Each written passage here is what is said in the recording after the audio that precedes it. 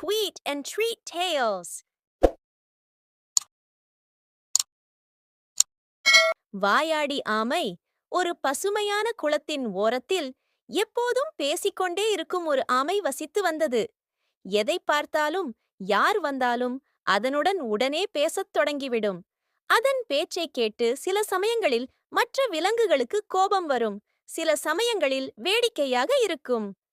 ஒரு அழகான நாளில் 2 அன்னப்பறவைகள் அந்த குளத்தின் மேல் பறந்து வந்தன. அவற்றின் வெள்ளை இறகுகளும் கம்பீரமான நடையும் ஆமைக்கு மிகவும் பிடித்திருந்தது. வழக்கம்போல் ஆமை அவற்றை பார்த்ததும் பேசத் தொடங்கியது. அடடா, நீங்கள் இருவரும் எவ்வளவு அழகாக இருக்கிறீர்கள்! வானத்தில் பறப்பது எவ்வளவு ஆனந்தமாக இருக்கும்! நானும் உங்களோடு பறந்து வர ஆசைப்படுகிறேன், ஆனால் என்னால் பறக்க முடியாதே என்று ஆதங்கத்துடன் பேசியது. அன்னப்பறவைகள் ஆமையின் ஆசையை புரிந்து கொண்டன. அவைகளில் ஒன்று, உன் ஆசை நியாயமானதுதான். நாங்கள் உன்னை எங்களுடன் அழைத்துச் செல்ல ஒரு வழி இருக்கிறது. ஒரு குச்சியின் மூலம் உன்னை தூக்கிச் செல்ல முடியும். ஆனால் ஒரு நிபந்தனை, நாங்கள் உன்னை தூக்கிச் செல்லும் போது நீ ஒரு வார்த்தை கூட பேசாமல் இருக்க வேண்டும். வாயை திறந்தால் கீழே விழுந்து விடுவாய் என்று எச்சரித்தது. ஆமைக்கு மிகவும் மகிழ்ச்சியாக இருந்தது. நான் ஒப்புக்கொள்கிறேன்.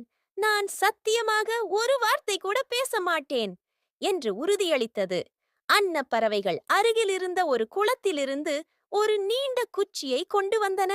ஆமை அந்த குச்சியின் நடுப்பகுதியை தன் வாயால் கெட்டியாக கவ்விக்கொண்டது. அன்னப்பறவைகள் இரண்டும் அந்த குச்சியின் இரு முனைகளையும் தங்கள் அலகுகளால் கொத்திக்கொண்டு மெதுவாக வானத்தை நோக்கி பறக்கத் தொடங்கின. கீழே இருந்த மக்கள் இந்த அதிசய காட்சியை கண்டதும் வியந்து போனார்கள். அடேயப்பா, பாருங்கள், ஆமை ஒன்று பறக்கிறது! இது எப்படி சாத்தியம் என்று சத்தம் போட்டு பேச ஆரம்பித்தனர். மக்களின் பேச்சைக் கேட்டதும் ஆமைக்கு தன் வாயை அடக்க முடியவில்லை. தான் பறப்பதை பற்றி பெருமையாகச் சொல்ல வேண்டும் என்ற ஆசை மேலோங்கியது. நான் பறக்கிறேன் என்று சொல்ல வாய் திறந்த வேகத்தில் குச்சியின் பிடி தளர்ந்து மளமளவென கீழே விழுந்தது. நல்ல வேளையாக அது விழுந்தது ஒரு மென்மையான சேற்றுப் பகுதி என்பதால் ஆமைக்கு காயம் எதுவும் ஏற்படவில்லை.